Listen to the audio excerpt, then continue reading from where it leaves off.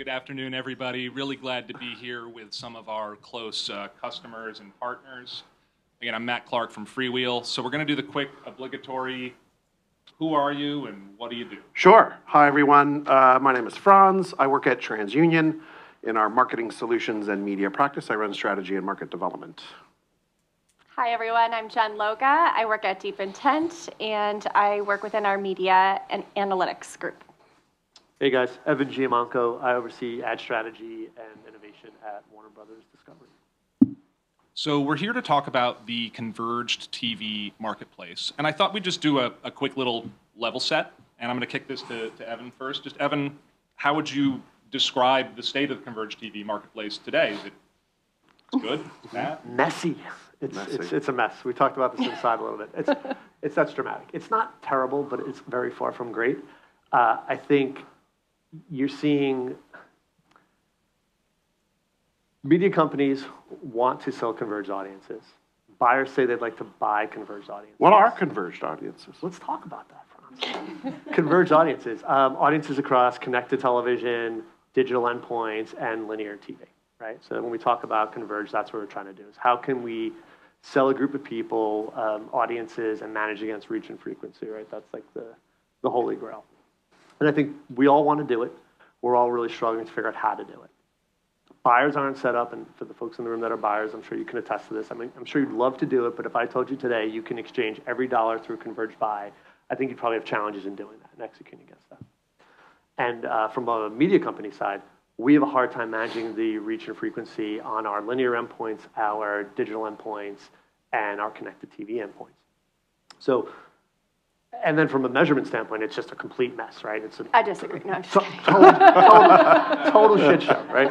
No, we've got this. Which is why everyone's trying to figure out how do you do all currency and measurement, and all these different companies trying to kind of crack that code. So I will say it's super fragmented. I think for the first time, I would say in a while, everyone is somewhat aligned in trying to figure out how to actually tackle it, and we're working together. So I do think there's a path forward, but it is going to be a long journey for sure. I mean, it sounds really complicated, and I guess my first question then back to you is, what's the payoff of going through all that, of solving all that chaos, of getting it all right? Because it sounds like a lot of work, right? It is. So the payoff in our eyes is we want to help our brands and marketers manage reach and frequency, right? We want to make sure that when you reach someone on a mobile device or your television, that you know if it is or is not the same person. If it is the same person, maybe you want to tell them something different based on the device they're coming from. Or you just want to make sure you're not hitting the same person over the head 5 or 6 times. So for us, we want to manage against reach and frequency to help your dollars work better for you. Of course, we want to make more money, so we're going to charge you more for that eventually. But that's kind of the goal, right, is to help manage reach and frequency and make every dollar work harder.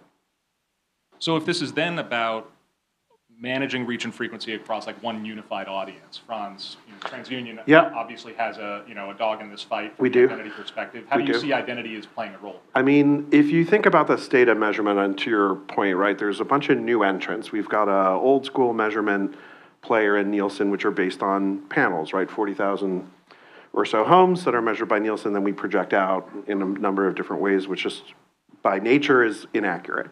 But what do you know about the panel, right? I know a lot about the panel. It's deterministic data. I know exactly who it is. I know who's in the home. I may not know kind of if they're paying attention to the TV at any given moment. But in general, like, you know a lot about a very sort of limited set of people, and you project from there. That's kind of the way it used to work. Now we've got 3 or 4 new entrants in particular. I would say VideoAmp, iSpot, ComScore are kind of the emerging guys. And they work off of like census level, either digital or offline data sets. So now I've got a really big amount of coverage of lots of data across lots of devices, across millions of homes, 100 million homes or more. And how do I understand who's actually viewing that, right? So understanding how identity plays into measurement is a huge, huge, huge piece of it. So the more big data you go in your measurement, right, you need a really solid understanding of who it is behind the scenes, or at least the most likely answer.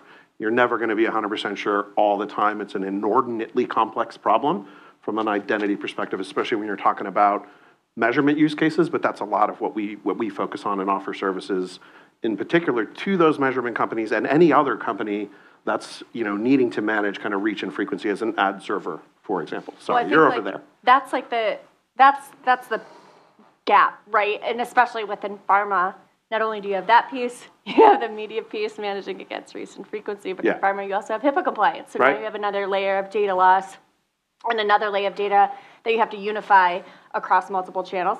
That I think is, one of those pieces that makes this whole thing a little bit more messy. Yeah.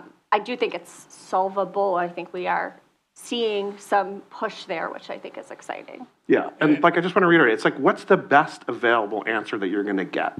You're never going to get to 100. Yeah. When I was at Freewheel in the good old days, we used to talk about inventory forecasting. And if you're 85% right, you're probably doing as well as you're going to do with a problem that complicated looking into the future. Identity has some similarities. So then, Jen, noting that, like your comment that this is even more complicated for pharma marketers than it is maybe for marketers in other verticals, from your perch at DeepIntent, what are you seeing in terms of pharma marketers engaging with converged TV planning, buying, measurement today? Like, are they leaning into it? Is it early days? I think it's still early days. I mean, we have seen some success with some clients that have really been early adopters of those, but to Evan's point, it is messy right now. It is challenging to layer on those data sets. We do have a really good data graph at DeepIntent. I've only been here for a couple of months, so you don't have to think I'm towing the corporate Kool-Aid just yet. But we do have really good data set and a data graph at DI that really helps to unify all of these different channels into one.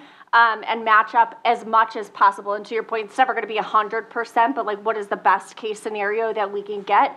And then on top of that, from the measurement and analytics component of it, what's the performance of these people?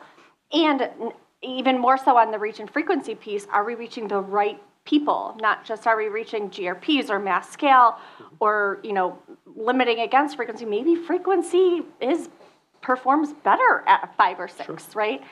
Maybe the performance of somebody going on a new therapy, they need that additional level of frequency of the brand messaging. These are some of the questions and business questions and metrics that we're actively looking at from our advertiser perspective. I think it's still early days, again, because it's messy. People are really comfortable using traditional forms of measurement and methodology and thinking about things, especially within linear, right, and a GRP or reach or frequency focus, and not necessarily am I actually reaching the right target of a person that I want to reach? Are they likely to go on script? Are they likely to have X condition? So we're hearing that there's a lot of potential here, but we're hearing it's really messy, chaotic to get it done, and it's even harder for pharma marketers than it may be for other categories. So let's hear about some of the innovations, investments going on at each of your companies, Sure. Some of the things you're excited about that are going to solve some of that complexity, and make it easier for marketers, pharma marketers in particular, to actually take advantage of this opportunity. Sure. You want me to go? Please. You sure?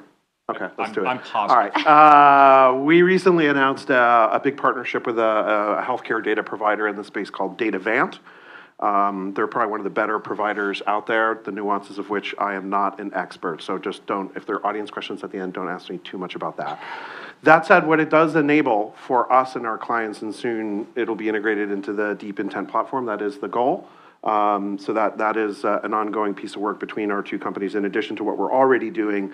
But it is, healthcare specific audiences, in particular for measurement use cases or attribution use cases, right? Did someone actually take an action, not just did I reach the right kind of person? And so we're thrilled about this partnership. There's a lot of economics involved. It's a really high quality and privacy safe data set. How we do all the linkages behind the scenes and sort of manage against how they do their tokenization, sorry to use that word, is probably one of the more exciting things that we have going on in all things healthcare. Evan, what about over at Warner Brothers Discovery? Yeah, so it's been an interesting 18 months for us because we were two companies coming together, right? And Warner Media and Discovery coming together. So a big investment for us has been in unifying all of our systems. So that's everything from our ad management systems, all of our billing systems, and all of our audience and ad tech segmenting tools, right? So we spent a lot of time this year doing that, and we're in a pretty good place there. I think the second area has really been around alternative currency. We've been pretty bullish in market talking about, why we feel 40,000 people isn't, the best way to judge the market, and it would be great to be doing it off of a panel of 40 million or so.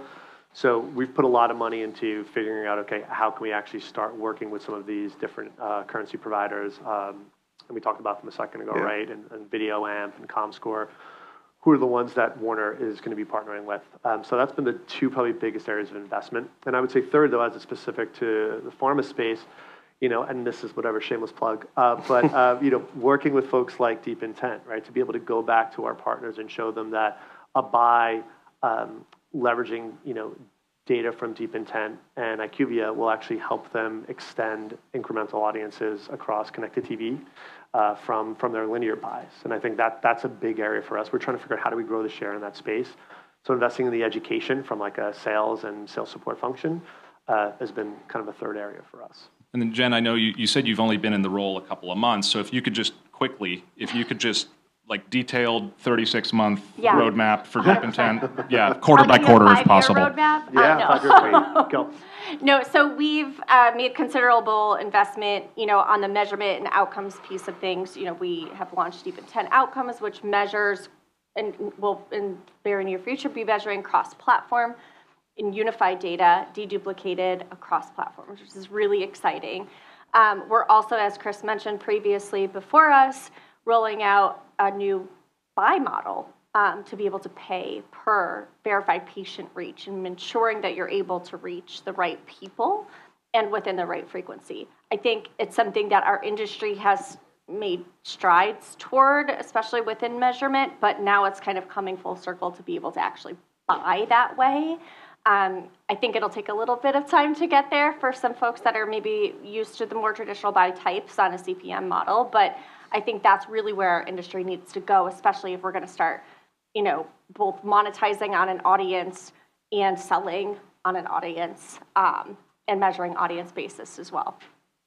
I want to go back to the beginning on the benefits of investing in converged media in the first place. Evan, you ran us through what a lot of the benefits were.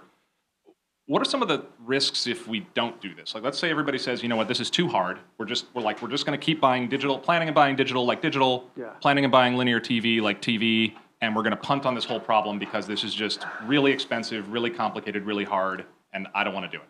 Like, what's wrong with that approach? What are the risks to media companies, to marketers, if they don't engage? Yeah, look, I think from my perspective, the benefit of working with large-scale media companies is in their scale, right? And fragmentation is like kind of kryptonite to scale. So if we can't figure out a way to harness the scale that companies like Warner Brothers Discovery, NBC, Fox, like a bunch of, Paramount has, it's going to just be challenging to understand how your money is being spent, right? So I think that's the downside to it.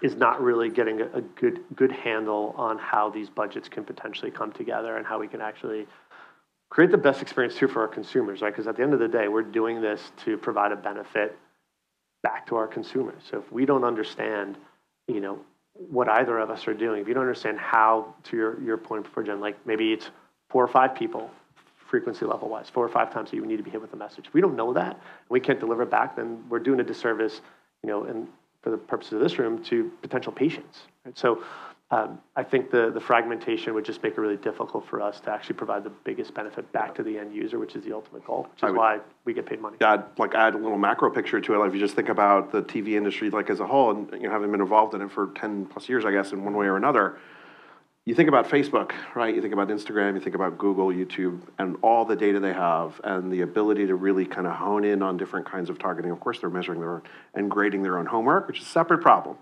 But, right, that capability, it's easy to understand, right? Advertisers can get at that. I can do it all self-service. It's just easy. Like if we as the TV industry don't really respond to that, right, via the joint industry councils on measurement, via OpenAP to harmonize audience targeting and reach across multiple TV programmers through block graph to be able to safely trade data in a clean room environment. Like to see the industry actually competitors, right? Evan's big competitors, especially now that you guys are very, very big, right? As of the recent mergers. Like if we don't respond to that threat, like, our businesses are would be under a lot more duress. And it's been there's a lot more cooperation in TV than you might imagine, through some of these joint ventures and kind of other initiatives that, hey, on those things that are core, reaching audiences, measuring them, measuring outcomes, we're going to collaborate. We'll compete on content, right? We'll compete on audiences. Sure. But there's behind the scenes, there's just a lot of collaboration, kind of more so than ever before. So you've talked a bit about the investments each of your companies are making here, some of the places you're going to be putting effort forward to make this easier. What's something that each of you think some of the pharma marketers and their agencies represented here in the room should be doing in the future to also, to meet you where you're going? And Jen, let's start with you on that. Spend more money? No. More money through DeepIntent. If you, Got that? I'm going to give everybody a second to write that down. I think really, leveraging some of the work that's already been done. We've talked about how it can be messy, but there are solutions to that. We've solved for a lot of these things. It still is going to be a little bit of a challenge. I think people kind of got to get comfortable with some of the unknown and be able to test and try things out and be an innovator in this space. It's pharma, right? It's challenging to be an innovator. But I think that, taking advantage of some of the case studies and things like that we've already seen, script lift increasing when people are doing converged, when users are exposed cross-platform and cross-channel. We see that happening, right, versus singular or bifurcated buys. I think taking advantage of some of those is really a big piece of that, in getting people to move and think differently about maybe how they buy and how they service their audience and what the value is that they're ultimately bringing to the audiences they're trying to reach. Franz, what's on your wish list for pharma marketers? It's for pharma almost more generally, but even more important, I think, for pharma is you just have to get educated on kind of where identity fits and plays into the sort of reaching people, measuring people, getting to outcomes, right? Understand the nuances, a little bit of identity. Don't do the work. We can do the work for you. But you do need to understand, the confidence levels, how confident I am that this device is actually associated with this person, is associated with this person. Get into the weeds on some of that. In order to have currency-grade outcomes, you need currency-grade identity to be able to create all those linkages and reach those people. Right? You need currency grade, even just demographic audiences, which is a big focus of ours, really just being super confident this is accurate. And then we layer on the pharma specific kind of audiences with DeepIntent and with our partners like Datavant. But you got to understand the trade-offs and sort of, okay, I really want to reach a lot of people, but how good is that audience, right? What is my confidence level that this device is really associated with that person? And again, you're not going to be right all the time. And there are sometimes trade-offs between sort of scale and accuracy, but be comfortable with that. Get comfortable with that, because that's I think ultimately how you win. Yeah, and understanding that optimal balance, right? Of the quality of the audience versus the size of the audience versus your cost efficiency or effectiveness within that audience. Yeah, part of the challenge is the whole industry incentivizes against scale. Yeah. At the expense, I would argue, of quality. Yeah. Right? And that's true on the identity side, and it's true on the audiences side, right? The two together is what makes the magic happen, and then we activate it through platforms like you on behalf of clients like Evan. Yeah. So, just get comfortable with that. I think also too, at least from my perspective, we need to be challenged by marketers to deliver you converged solutions. Right now, because the spends are so separate across linear and digital, they're separate teams. So correct, right? So you have a lot of separate teams doing this. If as marketers, you guys are curious and saying, hey, I know that I need a connected TV buy attached to a data-driven linear buy or connected TV buy attached to its traditional linear buy, deliver me something and help me understand how to think about reach and frequency in that environment. Well, that's going to force us to move faster. And that's just like with any industry. So if you guys can kind of force us to think about the business in that way, we've had the luxury of being able to wait because the spends have been separate for so long. So I think that's what I'm looking for from partners, is to kind of force us to actually start to figure this out sooner rather than later. Oh, so I was right. It was money. Yeah, a little bit. I mean, it's always money, right? Yeah, but Evan, on the flip side of that, though, I think there's definitely been a balancing act at media companies between offering some marketers extreme addressability, targeting, et cetera, capabilities, and needing to retain the optionality to deliver on upfront commitments and wanting to prevent some degree of cherry picking, because ultimately across your whole portfolio of business, from a yield perspective, You need to make sure that you can solve a lot of different needs from a lot of different people. So like within Warner Brothers Discovery, how are you having that conversation about like where's the right, how much of that capability to enable and how to trade that off against knowing that you need to retain optionality for the future on delivering against upfront commits? Sure. Look, I think there's a, and it varies client by client, right, and industry by industry, but there is broad awareness when you talk about efficiency that we want to hit, and then there's a subset of spends that should be trying to do things like, how do we get new scripts filled? Or how many patients, verified patients, have we been able to find? So I think there is a balance for that. I think from a spending standpoint too, you need the efficiency. You can't just be paying the premium that comes with that hyper-targeting segmentation and not get efficiency from broad-scale awareness plays. So I actually think it somewhat works itself out as long as we're really honest in saying, hey, like, we know the dollars need to go this far. We know we want to identify a subset of a real specific audience. We'll pay a premium for that, but we also are okay with a little bit of spillage, and we want to be able to reach a broader audience as well. I think if we have that conversation honestly, we can manage against that. Frans or Jen, do you ever find yourself running into like this challenge with the marketers that you advise, the media companies you talk to, and trying to push the envelope on what level of addressability you can get from the media side? From our perspective, right, as a provider of ultimately, different flavors of identity services, all kinds of different audiences, and then doing the sales outcome measurement at the end, those are the three things ultimately that we do. We're really quite neutral. I would say the area where we do see that is on the analytics side, the attribution side, right? Where the marketer is in control. The marketer is aggregating all their different exposure data. And again, DataVan's going to be a huge help in our area, specifically for pharma and attribution services.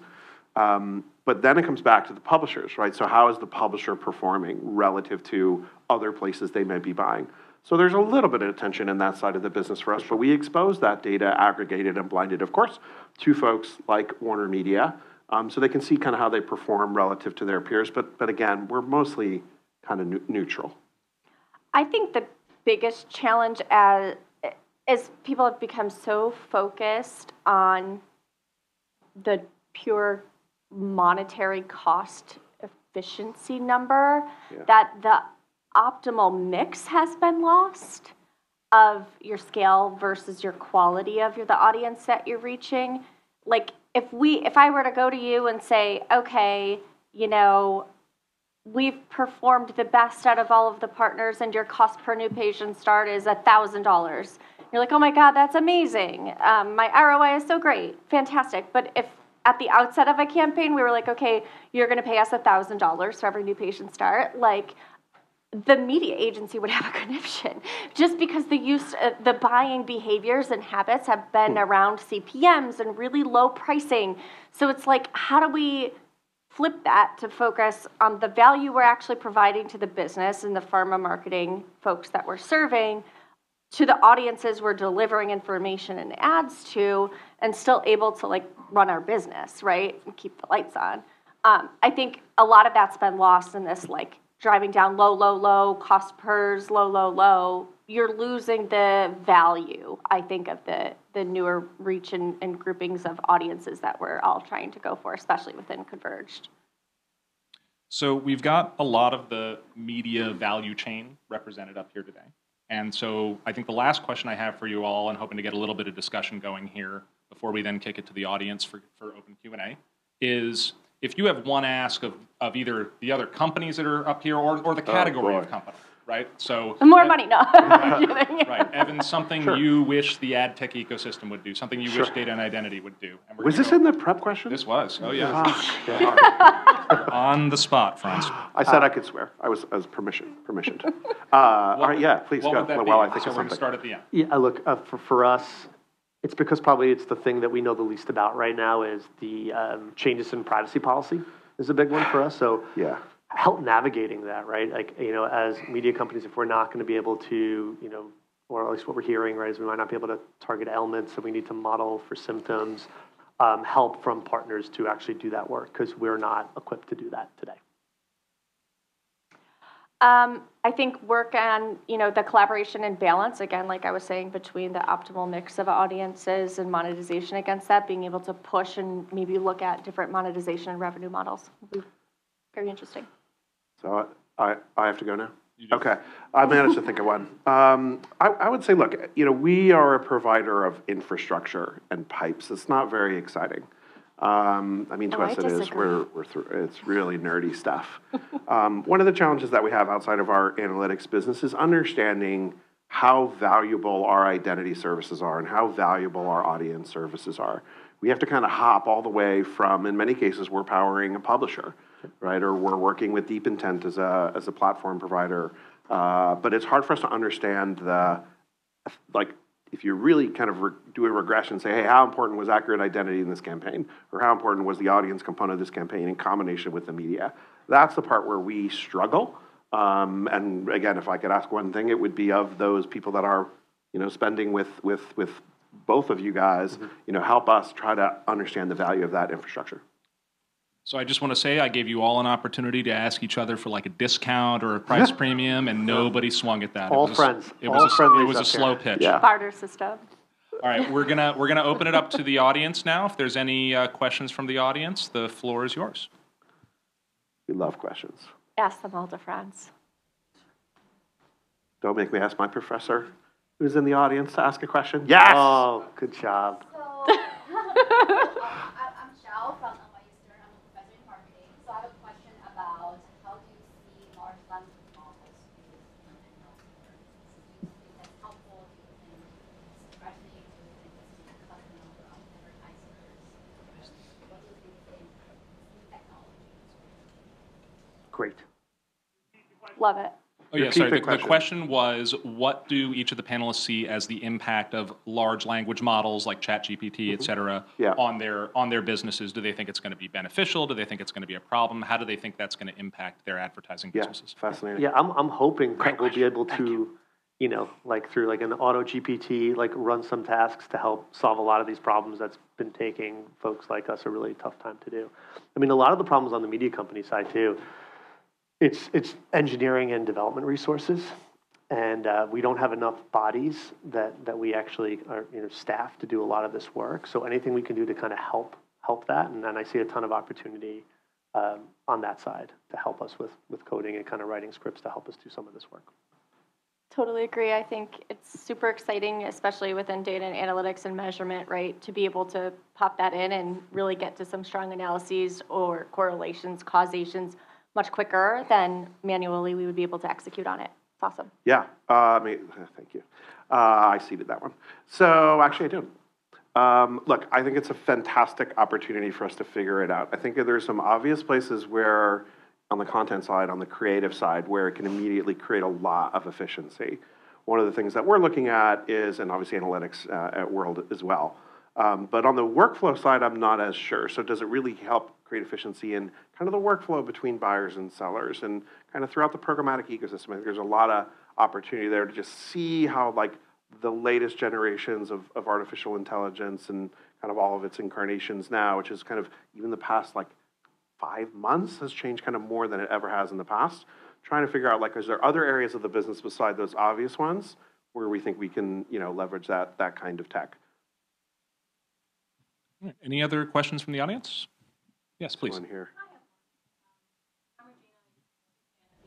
We're doing a lot of multicultural marketing. Yeah. And I know that people are really good at Hispanic and African American reach. But what about Asian? What about Asian? Are you good at doing that with connected TV? How do we make sure that we reach them in a meaningful way in this platform? I think it's a difficult question. Did we hear the question? Everyone heard it. Okay. Honestly, I'm not sure. We do a lot of work as a regulated credit bureau. That is the core of what Transunion, is. To make sure that everything we're doing is representing as many of the different, demographics as possible. We do a lot of work with a major Hispanic television network.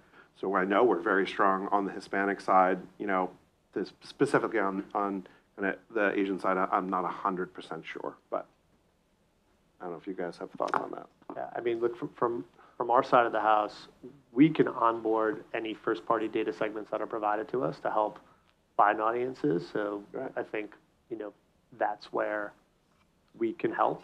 But other than that, I think we're in a similar position to Frans. I'm new flag. Yeah. All right. No more questions. But I will find you All and right. get back to you. This one over here. Yes, please. Hi, Robert Gaydar here. I'm fascinated to learn more about the cost per verified patient, which is a really radical notion. I think you're going to give agita to a lot I'm of so excited. Don't. It's so good. you're going to give agita to a lot of traditional TV sellers and TV Yeah. execs, because we know there's so much waste in traditional TV advertising. So is it scalable? Are you going to talk more about this? How do you measure it? How do you verify? How verifiable really is it? Because this can really, have a radical effect on the way that people think about TV advertising. Yeah. Robert, are you going to be my new best That friend? one, that's for you, Yeah. I think. That one. Yeah, I think it's awesome, and I think it's really exciting. I think that it's. I don't know that. It's a new notion for people that what is that old saying? I'm really bad at sayings. Those that know me, I'm bad at sayings. half of all the the half wasted? of all advertising is The wasted. You just wanna-maker don't know what problem? half, right? The Wanamaker problem. Right. So Yeah. you just don't know what half, right? That's not a new notion. Now we kind of know, right? What half? Quite old, in fact. Yeah. So catalogs, It dates me. like from the 1800s. Despite all my Botox. Super old. No, I actually haven't had any. This is just natural. But to answer your question, I do think it's really exciting to move toward this, right? Because I think it's going to be beneficial for the industry at large. Yes, the pricing and the buying model is going to change. You're not going to be able to get like a $10 CPM. That's not a thing anymore, right? Can we move and push the market toward actually providing value to the people we are trying to reach versus like a spray and pay kind of message. I told you I was bad at sayings. Kind of messaging, here. right? Spray and pray. Spray and pray. Spray. Thank you. Wanamaker problem? Spray and pray. Oh my gosh. Yeah, so I think it's going to be something that's really interesting for our industry. You asked like 17 other questions, so I'm going to try to remember them. As far as measurement of them, we leverage Komodo Health and IQVIA at DeepIntent to be able to match that back toward a verified patient reach or a verified HCP reach. It's not our data, it's actual health claims data, so we're not grading our own homework. It's verified by an external party, which I'm a full proponent of, being in data and analytics. I can't remember the rest of your questions. Those are a handful of them, but I think you're going to be my new best friend. I could have sworn there were one or two more. Any other questions from the audience? All right, Michelle. It's not just at you, Frans. It says it on your badge. I know, I Fino. know my own name, because our badges don't have our names on them. Yeah. Hi, I'm Michelle Fino at Crackle Connects. So I went on vacation last summer, and we bought Redbox. I came back from vacation, that's what we did. So we have Redbox. Knowing when we work together, you could do a media spend with Eugene here, my colleague, and that ad unit could end up on a Redbox kiosk physically located in the pharmacy of a Walgreens. Yeah.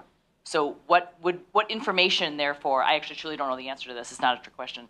What information would we want to work on together before that to kind of entice the Pfizers and the Novartises of the world? And then what information would we want out of that? So it's like a digital out-of-home Yep. use case? But like we are not just CTV and FAST, we also have kiosks in pharmacies. Dun, dun, dun. Yeah, that's tough. I mean, what data can you I'm provide? also Asian, Yeah. but I don't know Because- anything about your Asian questions. Depending on what data you can provide, I mean, we can kind of match and identify and de-identify according to nearly anything, right? Like if you can provide, Yeah, it kind of depends. Like, is there a Right. device ID? Is there a physical location associated? We can associate it to a very specific geo, right? Kind of almost like treat it like a mobile device, even though it's not mobile. But it kind of depends on the signals, I think, that are available there or the lack thereof, right? And then, from there, you can kind of figure out how to apply there's some. like rewards card data, any sort of registration type of data, you can map Yeah. that back through as well. Yeah, I mean, look, I think the digital out-of-home, if there's one other ecosystem that's kind of interesting, like streaming has been and continues to be, in all things kind of media land, I think digital out-of-home is for sure the next one. But there's still a lot to kind of learn, in particular, I think, on the measurement of it. All right, we'll take one more if there's one more question from the audience. I thought you were going to give me a layup, Sklavasi. No? All right, Oh, wow. Going once, going twice. All right. Well, if there are no more, then please join me in thanking our panelists for their time, and thank you all Matt. for your attention. Thanks, everybody.